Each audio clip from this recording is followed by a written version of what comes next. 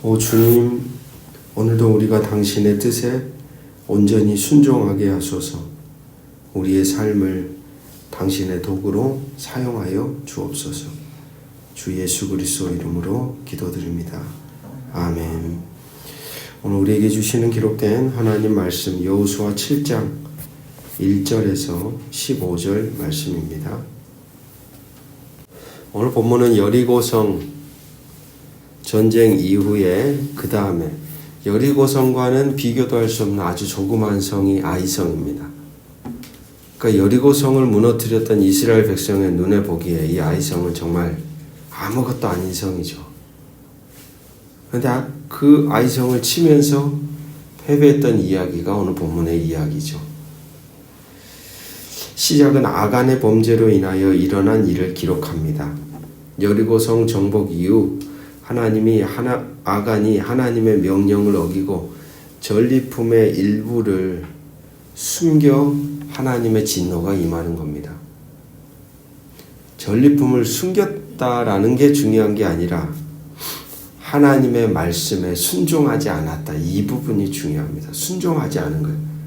이 전쟁에서 일어나는 모든 전리품은 하나님의 것이다. 하나님께 다 바쳐라.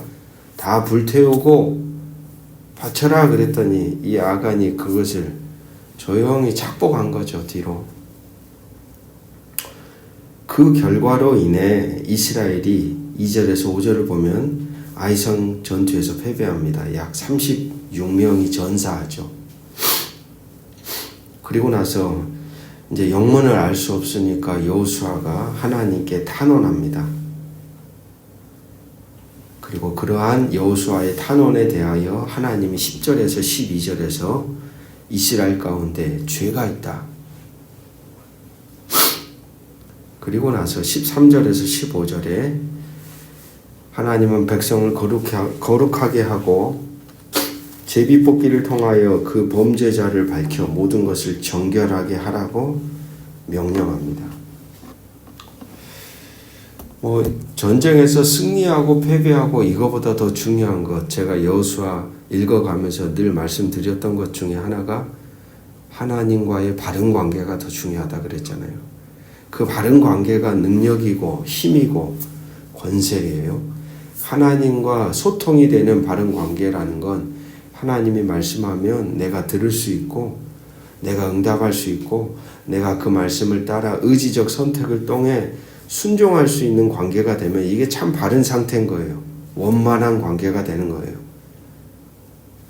바로 그런 관계가 깨져버리니까 그때부터 전쟁은 이미 의미가 없어지는 거예요. 6장 하반절에 등장했던 라합의 가족이 나오죠. 그런데 오늘 본문에는 이제 아간의 가족이 나옵니다. 두 가족이 비교가 되는 거예요. 여러분 우리가 아는 것처럼 라합의 가족은 기생 출신의 라합 아닙니까? 이스라엘 족보 안에도 들어가지 않죠. 근데 오늘 보십시오. 오늘 우리가 읽었던 7장 1절에 보면 아간의 족보에 대해서 아주 상세하게 나열하고 있어요. 유다 지파 세라의 증손 삽디의 손자 갈미의 아들 아간. 족보는 중요하지 않습니다. 이스라엘 백성 안에 있다고 해서 그의 구원이 보장된 게 아니에요.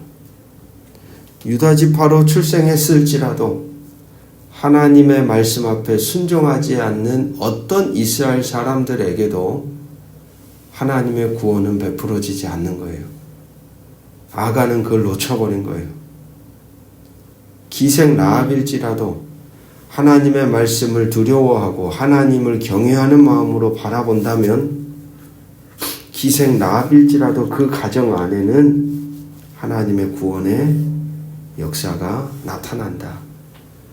그러니까 족보나 출신, 어떤 지역 이런 구분은 아무 의미가 없어요. 그래서 오늘 족보를 기록해 놓지 않았을까 생각이 듭니다. 유다 지파의 누구의 손자, 누구의 아들, 성경은 말하는 거죠. 그런 족보 들먹거리지 말아라. 그건 의미가 없다. 지금 너가 하나님의 말씀을 제대로 순종할 수 있냐? 그걸 들을 수 있냐? 응답할 수 있냐? 그게 중요한 거다.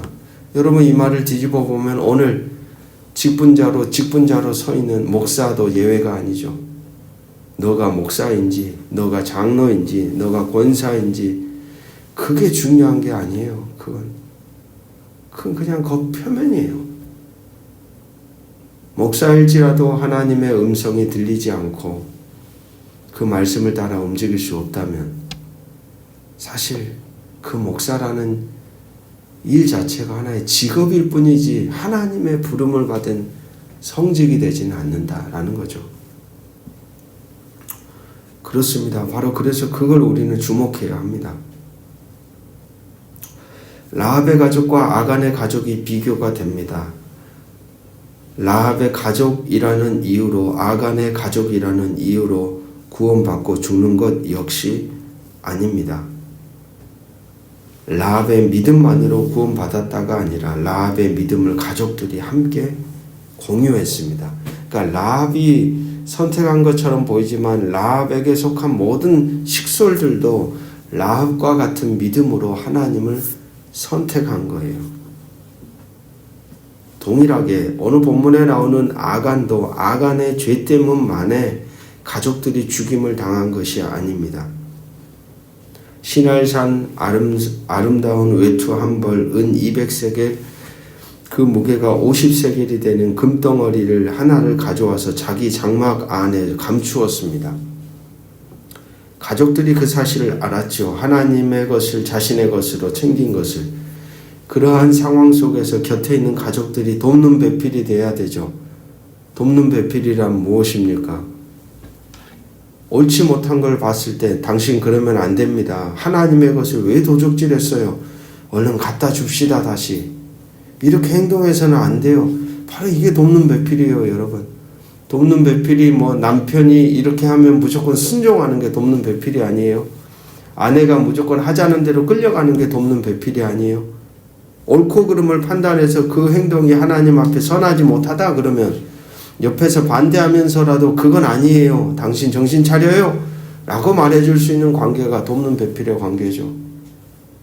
창세기에서 말하는 돕는 배필이 그런 의미를 가지고 있어요.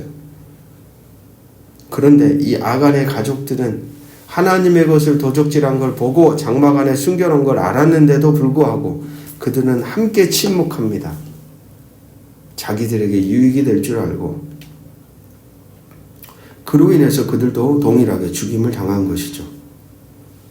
저는 이 대목을 가만히 보면서 오늘 이 대한민국이 딱 떠올랐습니다. 어찌된 게 한 나라의 대통령이었던 그 사람 곁에 돕는 배필이 한 사람도 없을 수 있을까요? 엄청 불쌍한 사람인 거예요. 자기가 무슨 행동을 하는지, 자기가 지금 어떤 행동을 하고 어떤 결정을 하고 어떻게 살아가고 있는지를 곁에서 진언해 줄 사람이 단 한 사람도 없어요. 전부 다 침묵하고 그냥 하자는 대로 다 말도 안 되는 계엄을 선포하려고 할 때 옆에 있었던 정부 지도자들이 곁에서 이건 아닙니다. 이렇게 하시면 안 된다고 만류해야 되지 않았을까요, 여러분? 당연히 곁에서 그건 아니다라고, 그래서 안 된다고 만류해야 할 사람들이 많아야 하는데 저는 이 나라의 대통령이 불쌍한 이유가 바로 그거라고 생각합니다. 그런 사람이 하나도 없다는 거예요. 진짜 불쌍한 사람이에요. 이 비참한 사람 어찌합니까?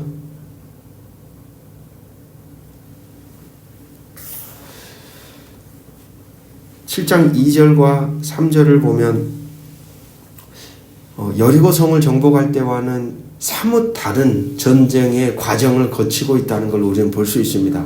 왜냐하면 원래 이 전쟁을 치를 때 하나님이 늘 여호수아에게 먼저 말씀해 주셨어요. 야, 너 어떻게 해? 라고 그랬잖아요. 여리고성 전투할 때도. 근데 이 사람들이 나름의 우쭐댐이 있는 것 같아요. 여리고성 그 거대한 성벽의 장벽을 다 무너뜨리고 승리를 딱 하고 나니까 참 사람이 그래요. 자기가 선 자리가 달라지면 마음과 자세와 태도도 변합니다. 여리고성이라는 그 거대한 성벽 앞에서는 위축이 되고 쫄아가지고 하나님이 도와주셔야지 이런 마음이었더라면 이제 여리고성 무너뜨리고 나서 승리를 자축하고 나니까 아이성이라는 저 조그마한 코딱지만한 성을 딱 볼 때는 우스운 거예요. 저 정도는 우습지. 그러면서 이들은 자기들이 사람을 보내어 정탐합니다. 그리고 나서 여호수아에게 3절 보십시오. 3절 한번 읽어볼까요? 3절 시작. 여호수아에게로 돌아와 그에게 이르되 백성을 다 올라가게 하지 말고 이 3,000명만 올라가서 아이를 치게 하소서.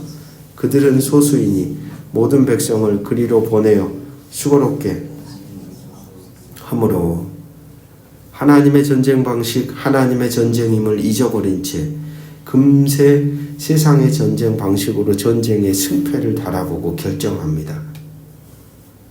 여러분 그래요. 하나님 나라 방식으로 생각하고 판단하고 선택하고 행동하는 것은 훈련이 필요하고 반복되어져야 하고 익숙해져야 됩니다. 그러지 못할 때 우리는 늘 이전의 익숙함이 우리의 생각과 마음과 결정과 행동을 자연스럽게 만들어 가버린다는 사실을 우리는 기억해야 합니다. 신앙생활이 꼭 그와 같습니다. 여리고 성에 대한 승리의 결과로 소수의 인원만으로도 아이성을 정복할 수 있다는 지나친 자만심이 저들을 붙잡았습니다. 여리고성 정복되는 공동체 전체가 함께, 그러나 아이성 전투는 일부의 싸움이 되어버렸습니다. 그 결과 패배를 맛보았죠. 오늘날 우리도 역시 큰 싸움, 거기에서는 최선을 다하는데 작은 싸움에서는 무너지는 경우가 많습니다. 사실 큰 싸움과 작은 싸움은 존재하지 않습니다. 사실 작은 싸움이 어쩌면 우리 인생에서 큰 싸움이라고 말할 수도 있습니다. 큰 대의 앞에서는 집중하다가 일상에서는 무너지면 끝납니다. 작아 보이는 것일수록 더욱 집중하고 최선을 다하는 것이 더 중요합니다. 그러나 이스라엘은 그것을 놓쳐버렸습니다. 7장 11절 하나님이 그 결과에 대해서 이야기하는 것이죠. 같이 한번 읽어보겠습니다. 시작. 이스라엘이 범죄하여 내가 그들에게 명령한 나의 언약을 어겼으며 또한 그들이 온전히 바친 물건을 가져가고 도둑질하며 속이고 그것을 그들의 물건들 가운데, 여기서 참 재밌는 대목이 이거예요. 훔친 사람은 누굽니까? 아간이었잖아요. 근데 하나님의 분노는 누구를 향해 떨어졌어요? 이스라엘에게 떨어졌다는 거예요. 이게 참 재밌는 접근이에요. 도둑질한 놈은 따로 있는데 하나님은 도둑질한 그 한 인간만을 지목한 게 아니라 이스라엘 전체를 향하여 분노하셨다는, 그 누구에게도 손해를 끼칠 것 같지 않았던 아간의 범죄로 이스라엘 전체가 전쟁에서 패배하고 무너집니다. 신학자 폰 나트라는 사람은 이런 이야기를 합니다. 성경 어디에도 개인주의는 존재하지 않는다. 그러니까 성경 곳곳마다 홀로 존재하는 사람에 대한 이야기가 아니라 공동체 안에서의 사람들의 모습을 기록하고 있다라는 거예요. 성경은 개인과 공동체를 구별하지 않습니다. 한 사람의 죄가 공동체의 죄이고 한 사람의 불순종이 공동체 전체의 불순종으로 간주되고 확장됩니다. 그렇기 때문에 각각 개개인이 죄에 대하여 민감해야 한다는 거예요. 저 한 사람 좀 죄 짓고 무너지면 잘라내면 되지, 아니라는 거예요. 그 한 사람이 부패하고 썩고 무너지면 연결되어 있는 공동체 전체에 치명적인 영향을 미친다는 거예요. 그러니까 여러분, 오늘 우리 각자 개개인이 우리 자신의 죄에 대해서 하나님 앞에서 바르게 살아가는 것은 나만을 위한 구원의 행위가 아니에요. 나와 연결되어 있는 또 다른 사람들에게도 선한 영향력을 미치고 그들을 살게 하는 발판이 된다는 사실입니다. 보십시오. 오늘 본문의 이야기처럼 정작 이스라엘의 발목을 잡는 것은 외부에 있는 것이 아니었습니다. 내부에 있었습니다. 역시 동일하게 오늘 교회 바깥이 교회를 힘들게 하는 게 아닙니다. 교회 안에 발목을 잡는 요소들이 있고, 나의 인생의 밖이 아니라 나를 힘들게 하는 것은 나의 인생 안에 나의 발목을 잡는 요소가 있다는 것을 또한 기억하며 우리는 그것을 분별하며 잘라내야 할 때 잘라낼 수 있는 결단과 용기가 필요한 것이죠. 함께 기도하겠습니다. 주님, 아간의 죄가 드리운 그림자 속에서 우리의 모습을 봅니다. 작고 사소하다 여겼던 불순종이 공동체 전체를 흔들고 당신의 이름을 가리운다는 것을 깨닫습니다. 큰 전쟁 앞에서도 온 힘을 다하면서도 작은 싸움 앞에서는 방심했던 우리를 용서하여 주옵소서. 일상의 작은 죄를 가볍게 여기지 않고 순종의 길에서 흔들리지 않도록 붙들어 주옵소서.